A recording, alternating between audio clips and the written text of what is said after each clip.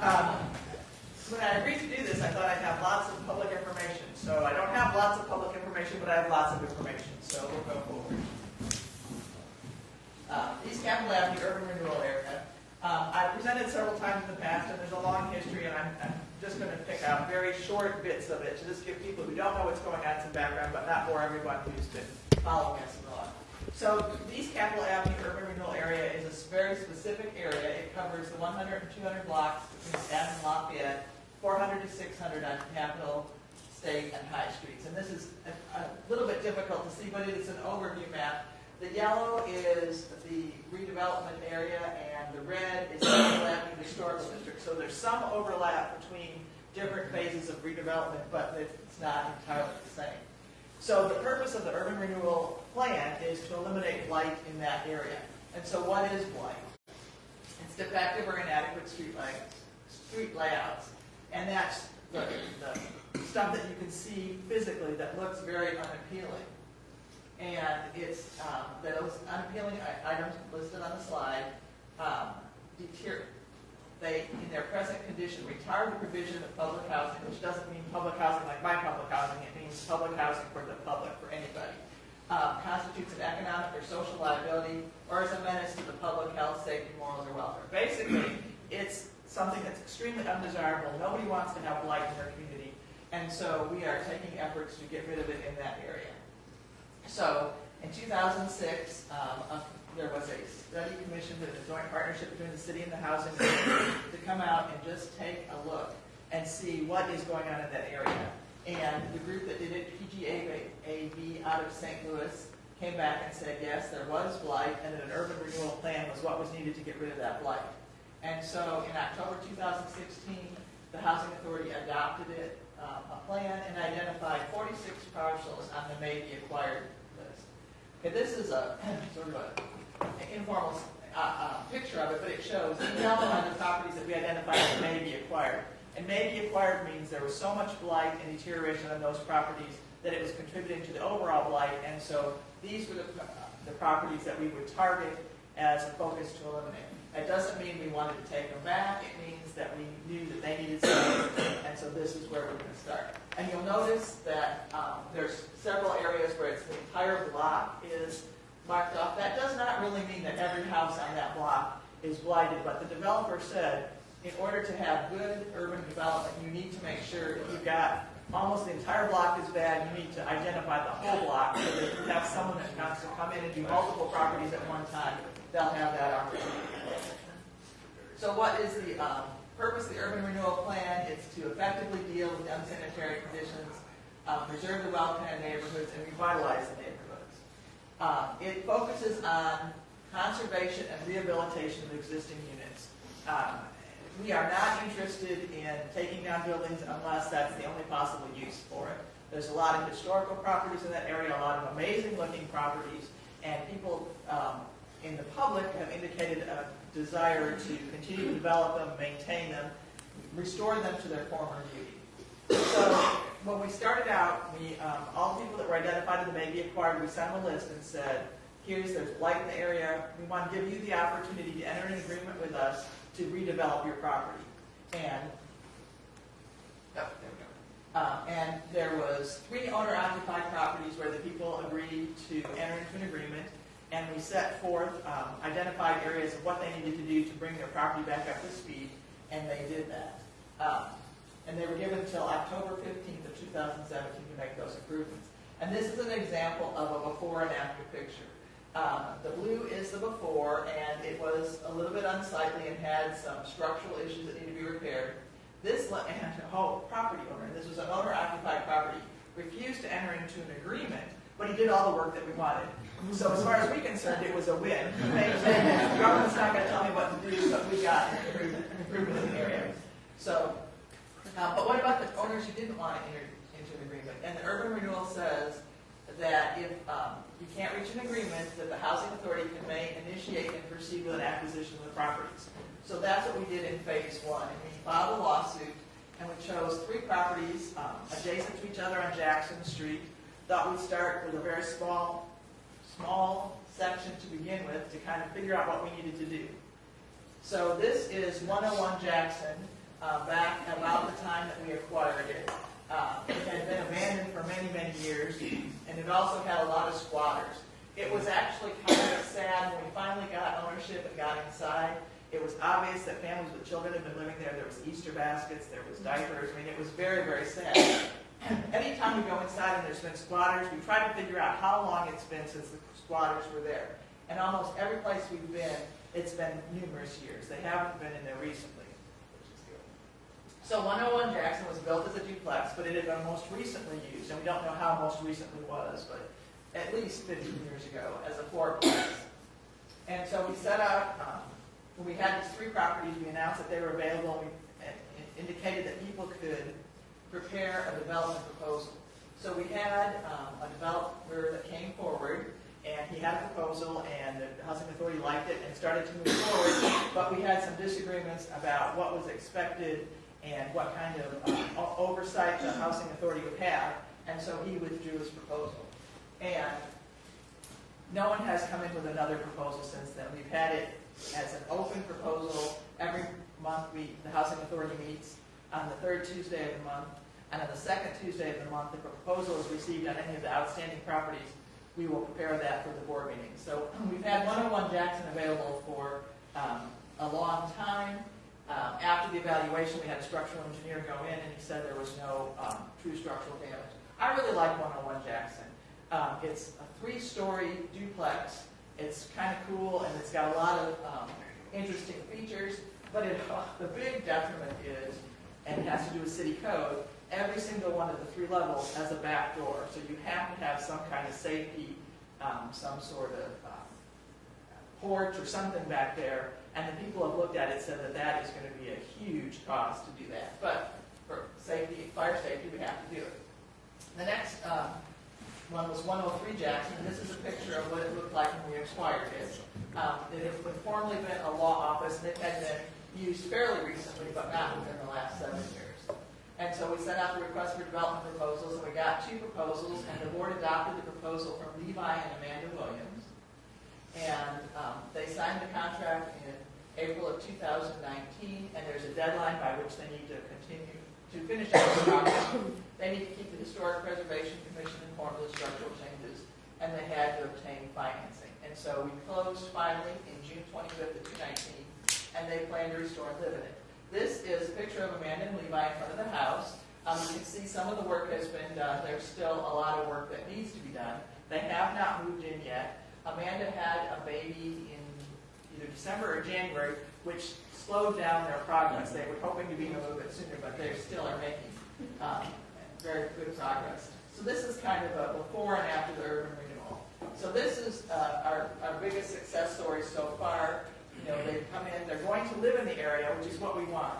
When we evaluate proposals, you get more proposals for being an owner-occupied property because we want to revitalize that area and have people come move in. And Amanda and Levi are just everything you call it. Can't we get some neighbors? They want some other people to move in. So there's an interesting thing. They have a blog. It's called Outstanding Preservation, and about every week, every other week, they talk about what they've done in the house with interior pictures, so you can see exactly what they've been done. It's very, very interesting. It's truly a family project.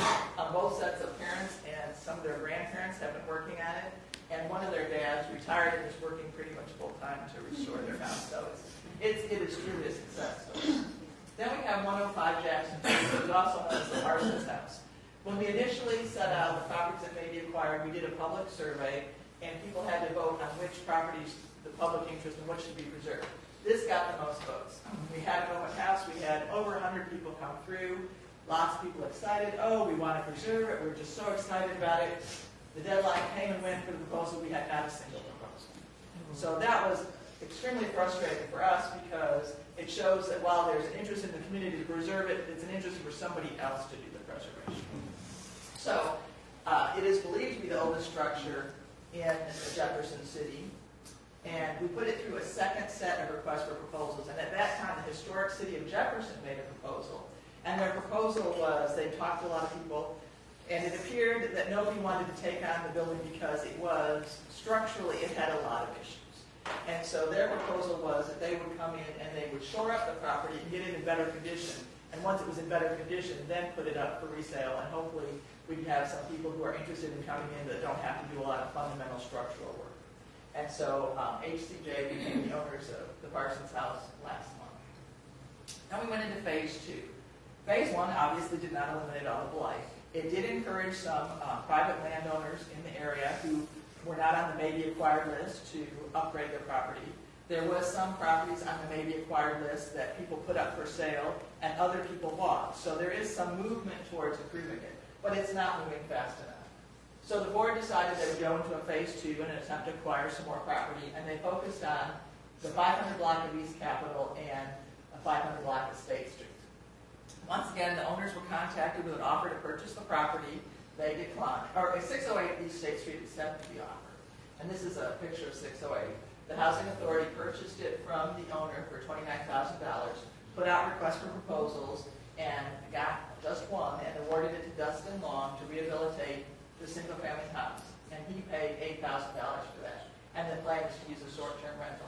So there is a gap between what we are paying and what we are selling, but we feel that it's a benefit to the community to get the property up and moving. And at the end of the slide, I'll talk about the cooperation we have with the city on that.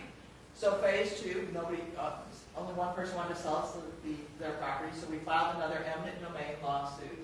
And the properties were 500, 501, 507, 511, and 513 East Capitol Avenue. 500 is otherwise known as the property across the street.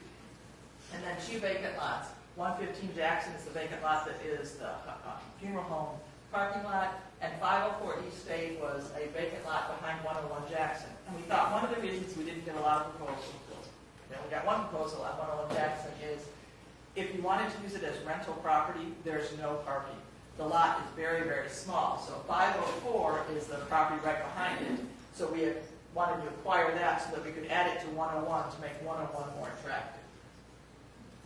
So in April of 2006, well, what happens when you go to them in a domain lawsuit is you have to prove that there's blight and that the owner has not done anything to take care of it. And the court declares that there is blight, and then they appoint 3 local commissioners, citizens, who go out and evaluate the property and say, this is the fair dollar amount that should be given to the homeowner for their property and the condition it's in. So we, I guess that was on the last slide. That's what the appraisal results showed. So, and that is the amount that we give to the court. We put into the court for the homeowner to have to acquire. So we acquired that property and we put it in the court, and we have to wait till they withdraw it. So there's a little bit of a delay. In the meantime, the tornado strikes. We literally owned those houses for less than a week when the tornado struck.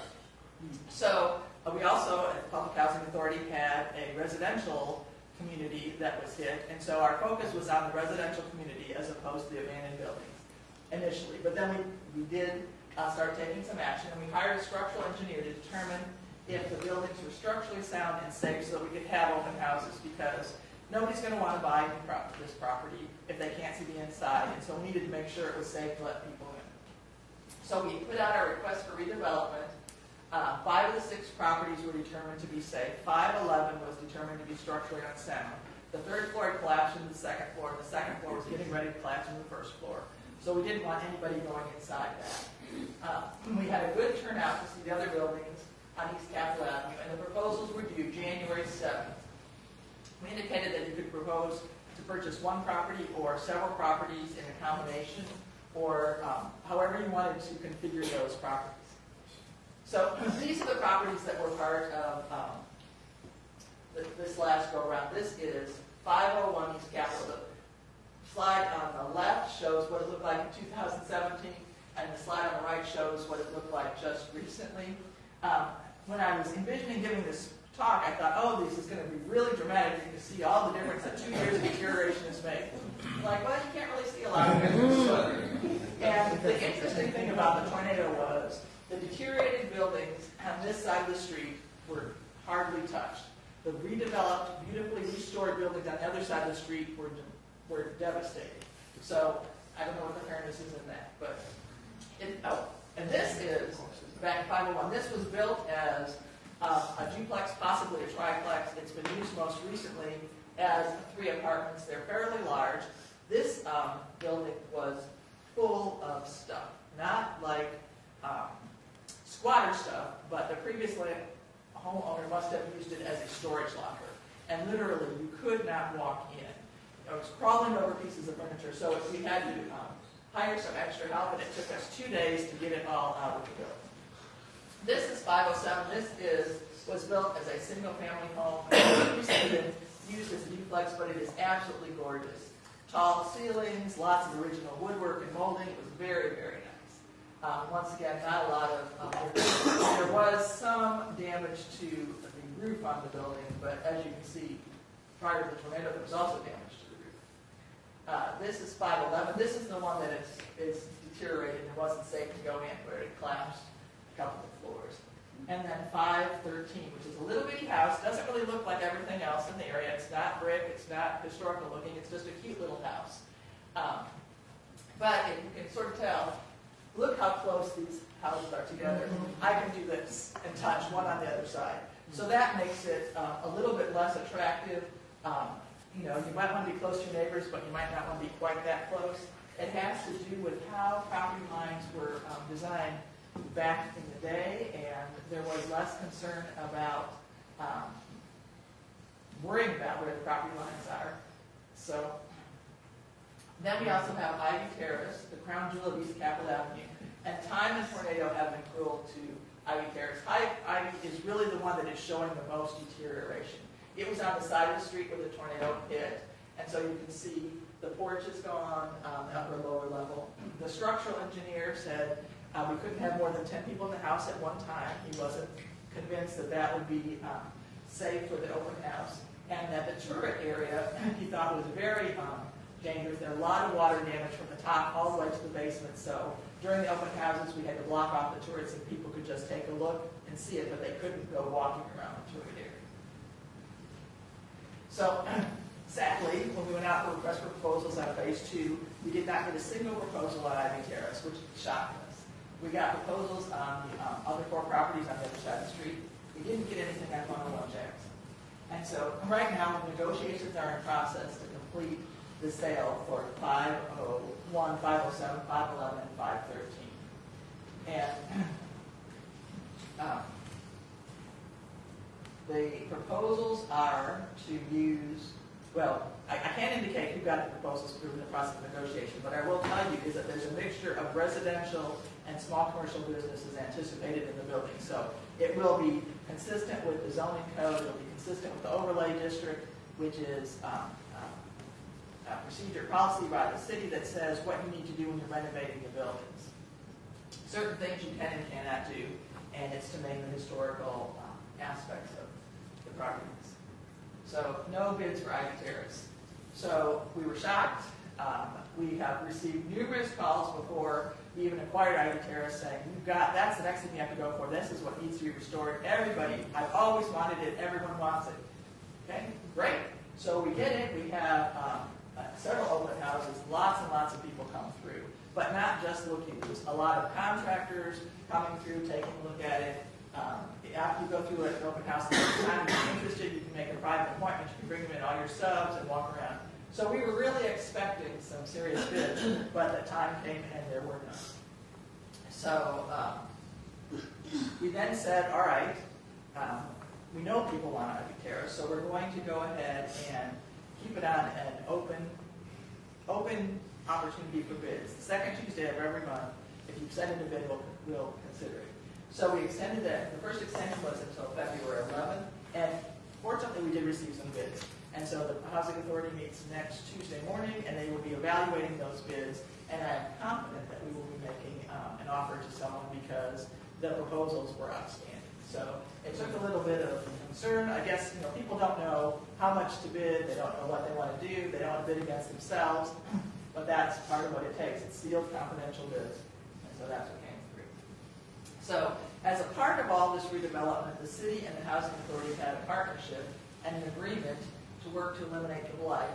We work with the city in determining which properties to obtain. Each time we go through and say we want to do some more properties, we work with them to come to an agreement. And as part of the agreement, we can get some financial assistance from the city when we acquire those properties. And if the city agrees with what we have chosen, they have agreed to make up the difference between between the acquisition cost and the cost to maintain the properties and what we get when we sell it. So that is how we are able to continue to move forward, is that agreement with the city. I forgot to mention, what do we do when we evaluate the bids? There's a template on our webpage that says exactly what we're looking for. And the first thing is the purchaser has to prove that they have the financial capacity to take this on. So they not only need to show that they need to have the funds to pay what they're offering us for the property, but they need to show us that they have the funds to meet the budget that they have developed and what needs to be on how to redevelop the property. They also have to show that they have the personal capacity or have subs or someone available to work with them that can do it. Because the last thing we want is for someone to buy this house and then let it sit for 10 years. And that way we haven't eliminated blight, we've just changed one bad owner to another bad owner. And then they have to submit a budget and a detailed description of what it is that they want to do with the property.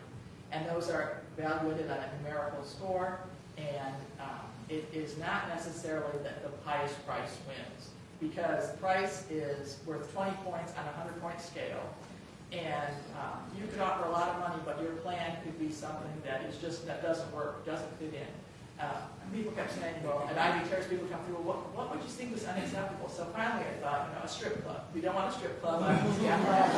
So that's your proposal, not like that. But, anything else that's going to promote business or the residential area. And then we evaluate when we get down to the dollar amounts. If you go over what we paid for it, then you get 20 points. If you go less than what you paid for, but you're the highest in the bid, or the highest in the competitive bids, then you get 10 points, and then it goes down by 3 points for each person that's lower than the highest bidder. So price makes a difference, but it is not the determinative factor. So where are we now? We're still accepting bids on 101 Jackson. It would be a really cool duplex.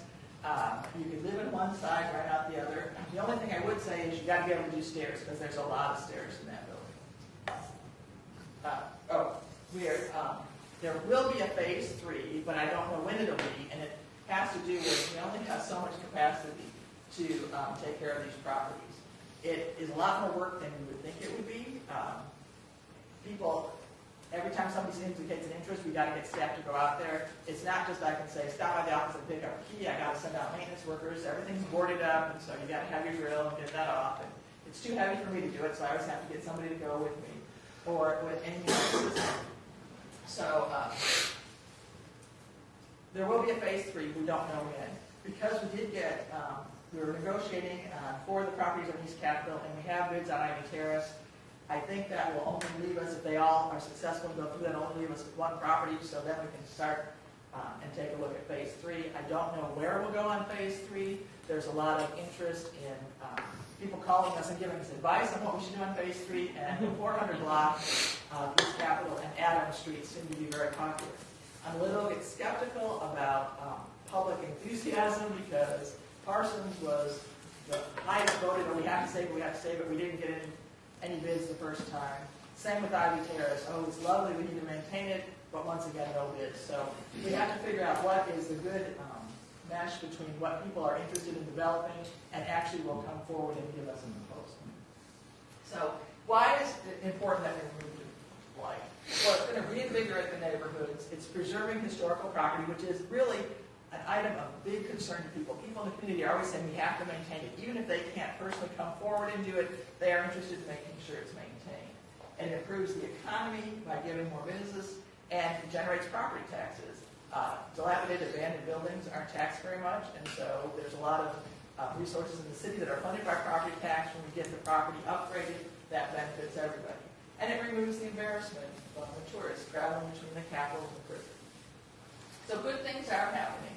Some of the vacant properties have been sold to people who are interested in renovating the property totally outside of what we're doing. Private individuals are selling their property to other private individuals, and those people are taking action to develop it. People are exploring the idea of bringing new businesses to the area, and the city has been doing Porch Fest for about the last year, which is a community activity where people open up their porches and there's music or art, and there's food trucks, and it just draws people to the area, and it helps with the revitalization. Other good things that have happened, so the city's improved the sidewalks and the street lighting. Tornado repair is ongoing. The developed side of East Capitol Avenue was really devastated. I mean, beautiful old homes that have been restored were just dilapidated. And I think that really, it hurt us in terms of trying to develop the other side, but it also, people who have invested a lot of money had to figure out what are they going to do going forward. But in the last couple of months, things have been happening. There's been some properties taken down, there's been some properties renovated, and so it is moving forward. And then the Wizard redevelopment is moving forward, so there's a lot going on in that part of town. But more is going to be needed. We still have most of the maybe acquired property that's on the list is owned by the same landlord, and that person has never indicated a willingness to sell to us, nor apparently to other people, because we've had people call us and say, well, I'm going to go talk to the landlord and I'm sure she'll sell to me. And I was wishing the best of luck, but to date we haven't had any sales. So, and the tornado set the development back. Investors need to feel confident that that area is going to be reinvigorated before they put time and money into it.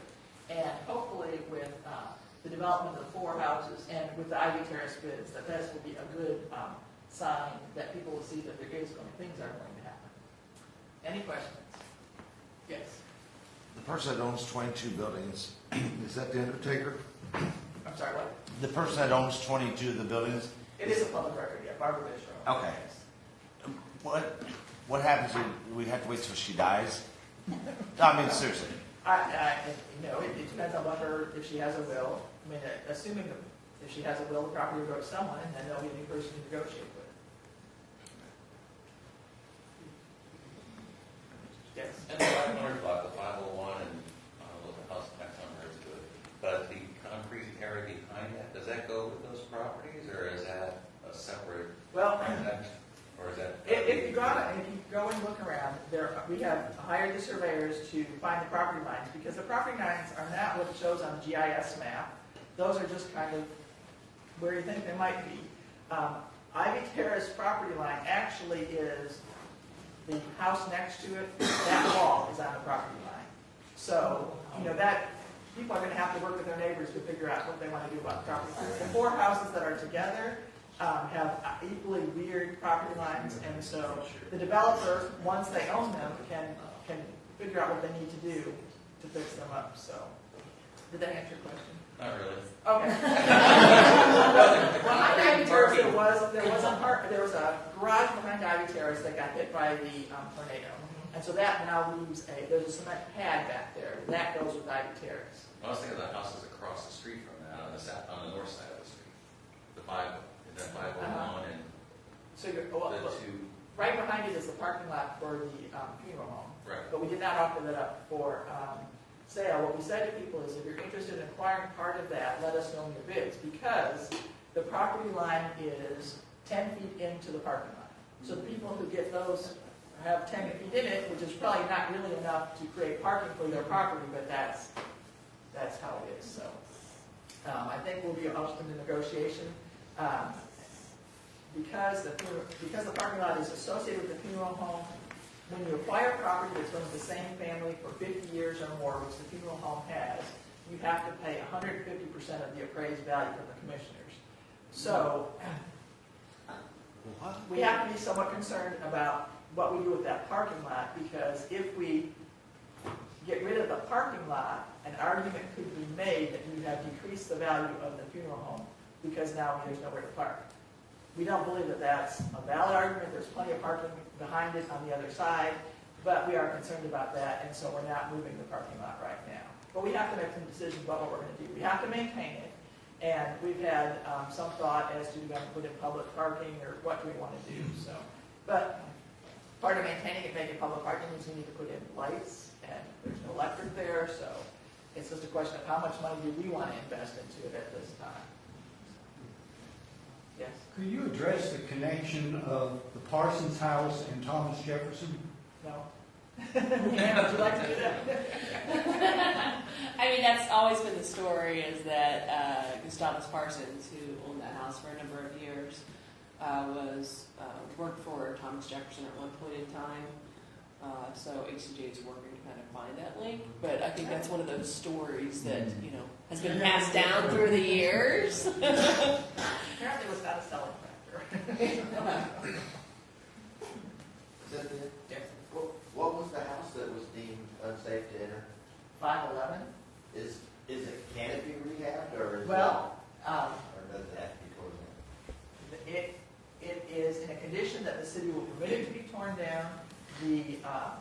developer's proposal is, I don't want to tear it down, but I couldn't go inside to look at it, so I don't know what I'm going to do with it yet. So, Most of one of- that one is under contract, or has been, we're negotiating that, it's not a done deal yet.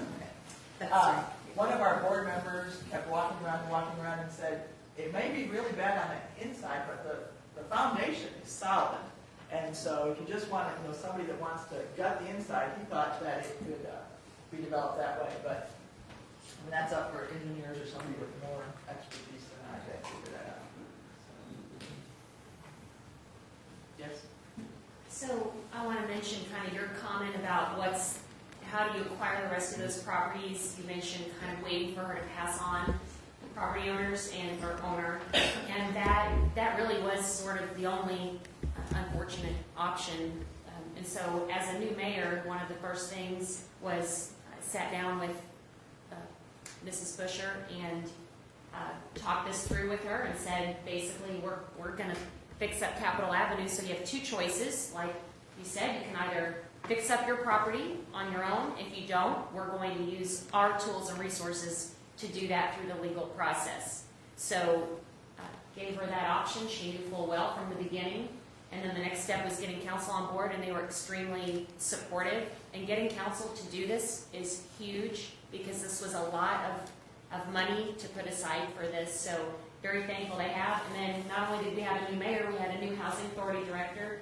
And for you to come in and take this on, Cynthia, has been fantastic. And it's not just you, your entire board. You've been able to do this as a board. It's been amazing because you didn't know when you were hired. This must have been, about a month after you were hired. That this happened. So you didn't, it wasn't in the job It's a place to live, so. You didn't know that it was, and you've taken it on just as it, and taken it and run with it and had success because it's extremely difficult. And we have had some success stories, especially the Standish house and having a young couple fixing that up. So as we move forward, I think it's really important that those of you that think this is worthwhile to continue, that you let your council members know, because like you said, there is no phase 3 until we complete this phase, and it's going to take funds. So on the flip side of it, although some funds have been expended and we're getting less paid for what we bought it for, at the same time, we would have that liability anyway, because as these homes are deteriorated to this point, who's going to go tear them down? The city. So we have a line item in our budget that we use to tear buildings down, and we don't always get reimbursed for them. So the cost of tearing down, we are going to have to do on these. It would be more beneficial if people would purchase them, even if it's less than what we bought them for. But those numbers don't add up, so it can be hard. But when you see the benefit of bringing life back to these homes and revitalizing this area, it's worth it. So anyone in this room that has connections, I know there's a lot of banks and people that may know of redevelopers, or those of you that have any construction friends. This is a great opportunity. I think people don't even realize some of these that are still available, and just that's why I'm glad you're doing the presentation, getting the word out, letting people know, because it's very important.